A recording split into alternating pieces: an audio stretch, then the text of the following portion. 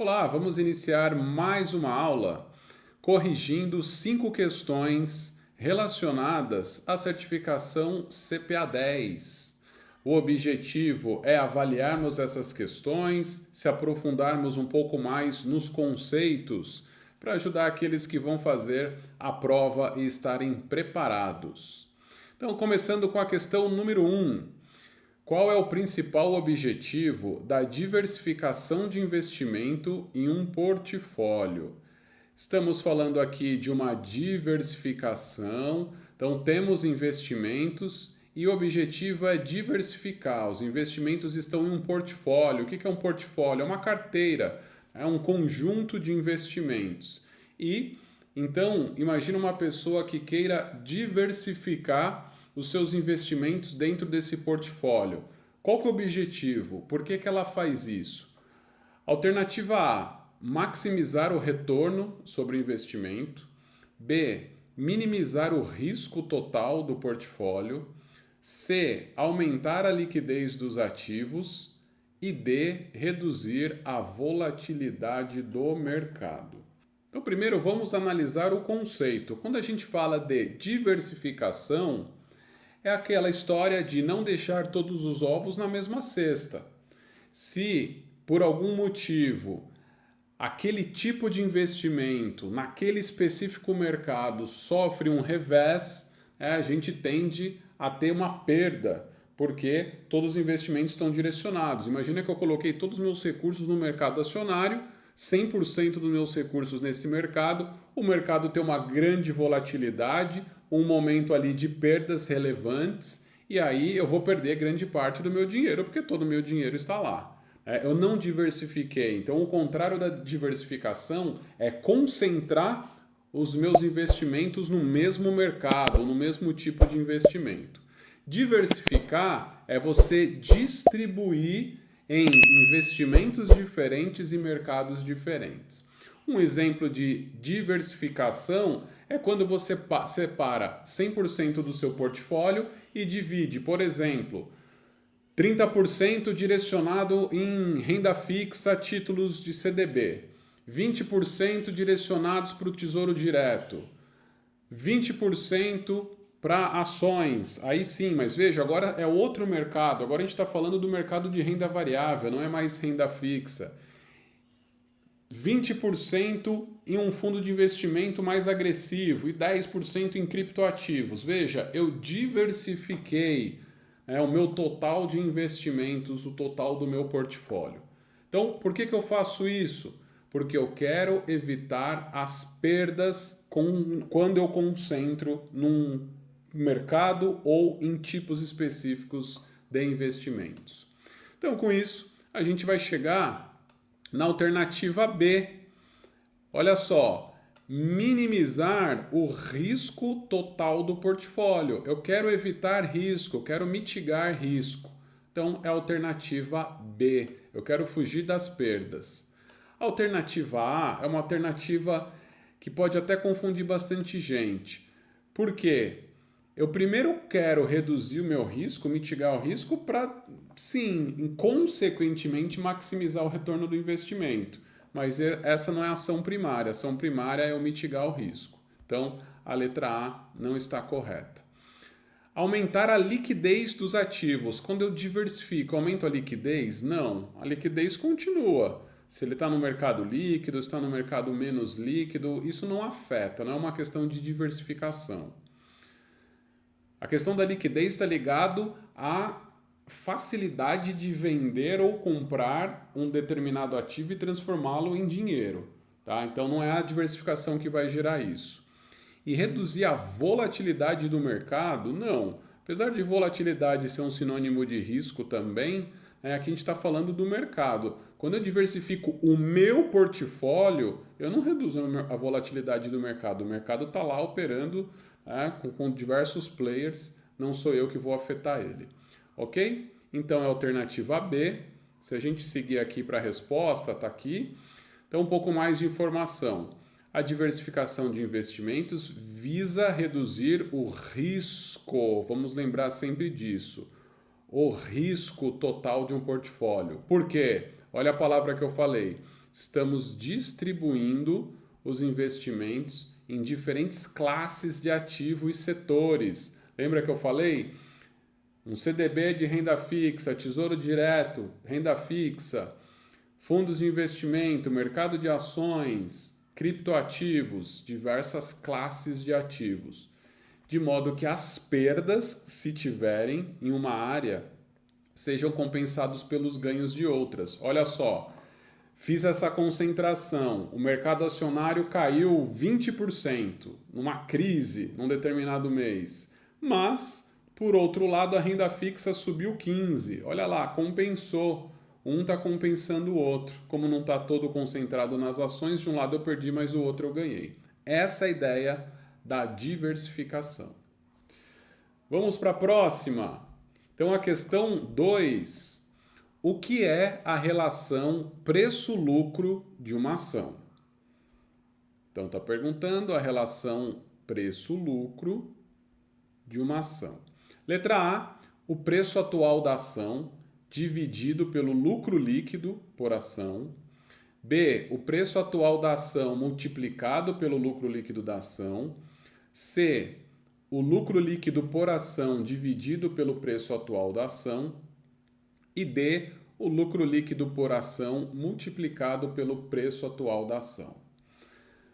Conceito: quando nós fazemos a avaliação de uma ação para verificar se o preço que está sendo comercializado no mercado naquele dia específico é um preço justo, ou para verificar se a ação está sobrevalorizada e não faz sentido comprar, ou está subavaliada e aí faz sentido comprar, uma das ferramentas, um dos indicadores é avaliar o preço sobre o lucro. E aí, o preço sobre lucro, o que a gente está falando? É o preço de mercado daquela ação dividido pelo lucro líquido da ação. Lá na DRE, na demonstração de resultado do exercício que as empresas soltam, nós temos as receitas, menos, estou simplificando, menos as despesas, vai gerar um lucro líquido ou um prejuízo.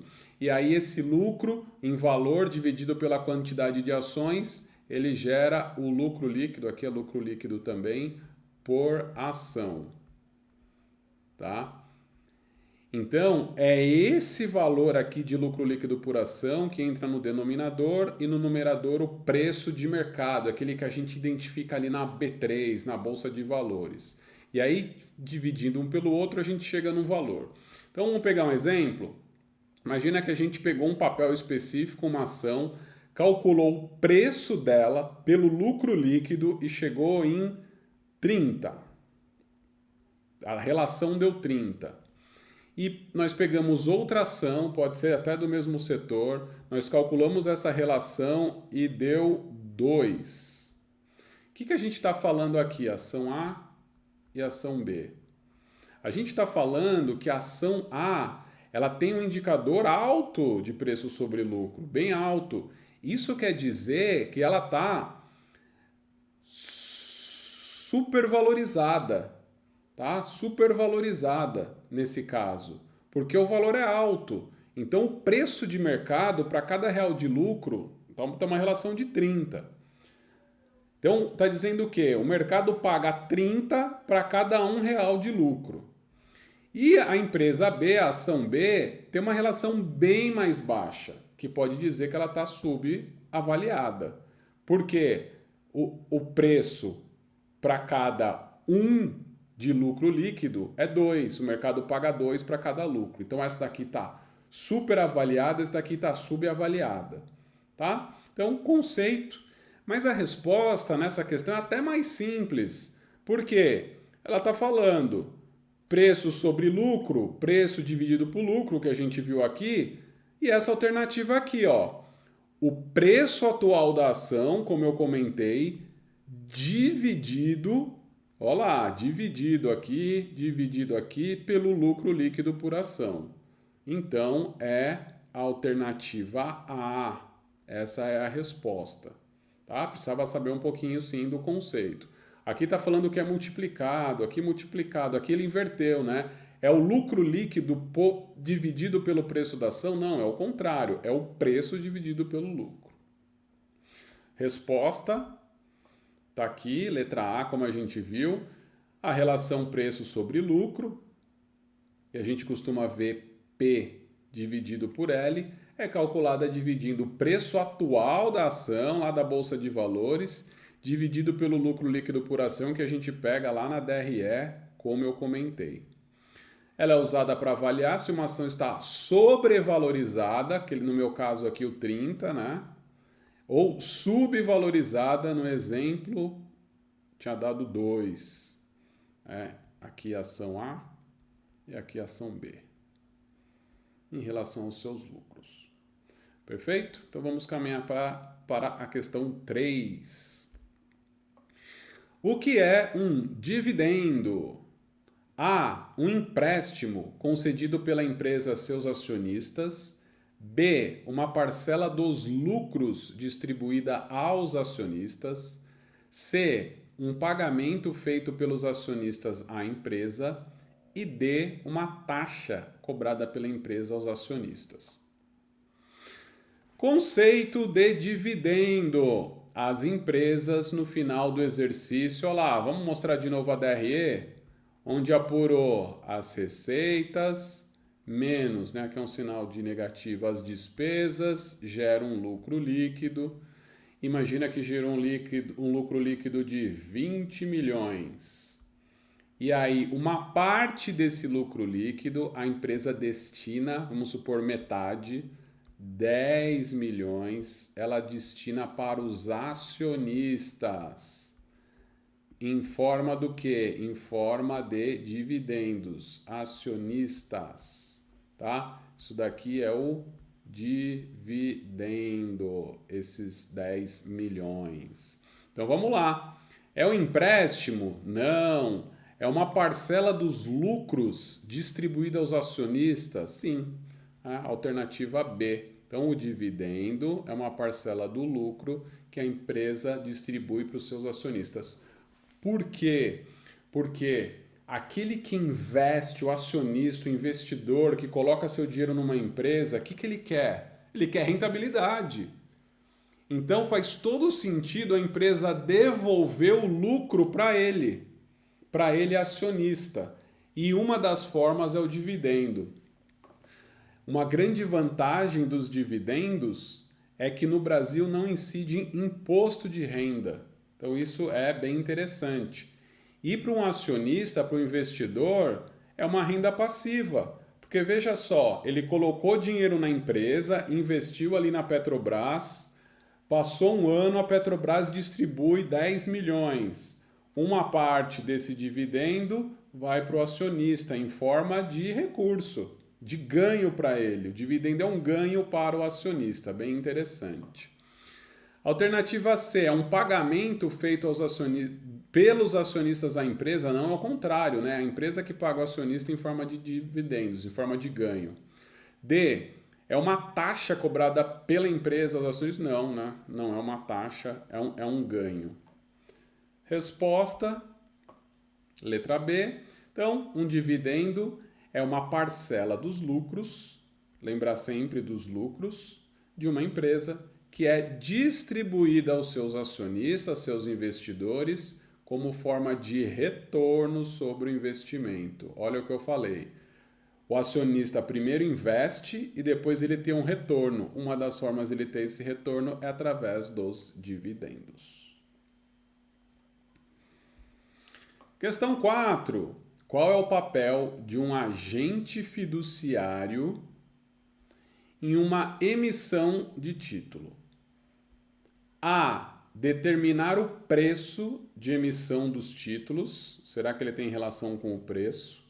B. Supervisionar o processo de registro desse título junto aos órgãos reguladores. C. Representar os interesses dos investidores ao longo da vida do título. Será que ele que representa? Ou D. Emitir os títulos no mercado primário. Ou é ele que emite? Agente fiduciário. Então, uma empresa quer emitir um título, por exemplo, uma debenture, né? Um título privado, debenture.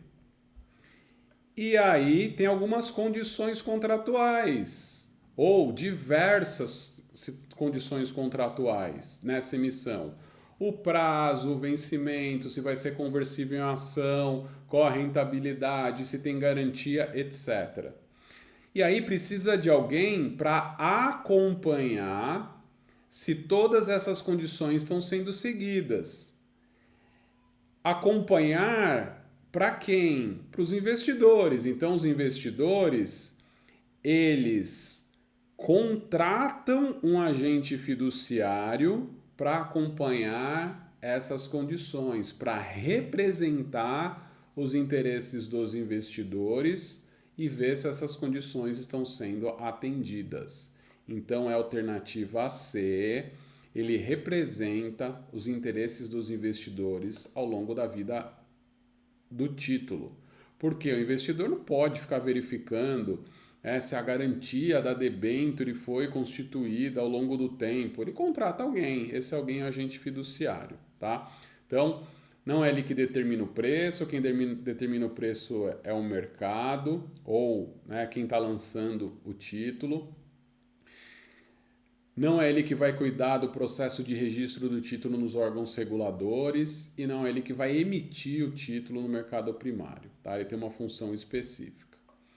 Então, um agente fiduciário atua como um representante independente da empresa, porque ele é contratado, ele vai representar os interesses dos investidores numa emissão de título, garantindo que os termos e as condições dos títulos sejam cumpridos ao longo da vida útil e dessa forma protege os direitos dos investidores que detêm aqueles títulos, certo?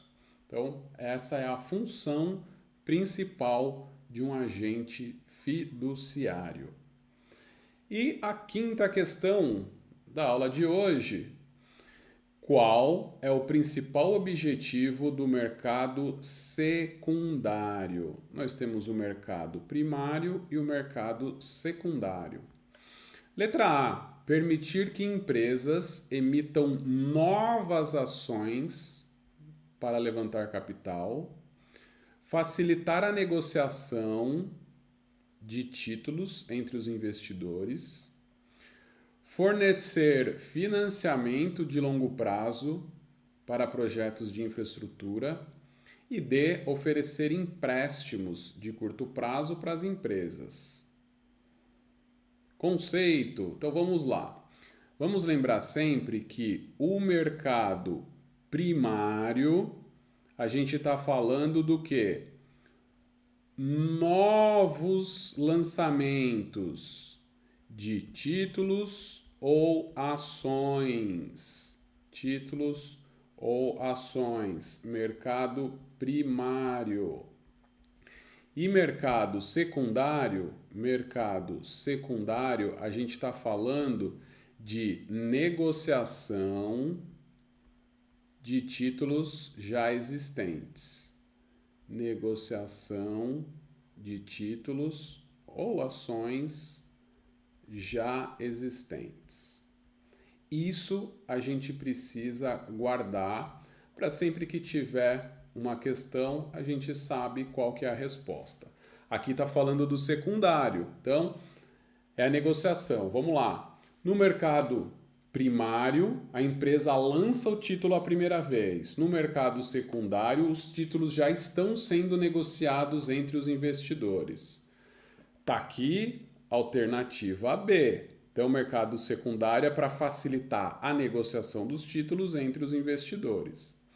Por que a A está errada? Permitir que as empresas emitam novas ações? Não, aqui é mercado primário. B, fornecer financiamento de longo prazo para projeto de infraestrutura? Não, não é no mercado secundário, na negociação de títulos que vai ter financiamento de longo prazo. Ele pode pegar, por exemplo, no banco aqui um empréstimo. E o D também, empréstimo de curto prazo também é no banco, outro tipo, outro instrumento financeiro. Não é no mercado secundário que as empresas vão obter esse tipo de empréstimo. O mercado secundário é a negociação, é compra e venda de títulos. Então, precisa sempre lembrar disso para a gente responder a melhor questão. E, indo para a resposta, o mercado secundário é onde os investidores, olá, compram e vendem títulos que já foram emitidos. Não é a primeira vez. Primeira vez é no mercado primário. Eles já foram emitidos no mercado primário e agora estão aonde? No mercado secundário. Como ações, títulos corporativos, como debêntures, são os mais comuns. E aí o mercado secundário ele facilita a liquidez desses ativos, porque onde está tendo a compra e a venda gera liquidez, permitindo que os investidores ajustem suas carteiras. Preciso comprar um título, vou lá no mercado secundário. Preciso vender um título, vou no mercado secundário. Tá? Então, é nesse lugar, lá no mercado secundário, que são negociados os títulos. E com isso a gente finaliza a aula de hoje falando aqui sobre 5 questões relacionadas à prova do CPA 10.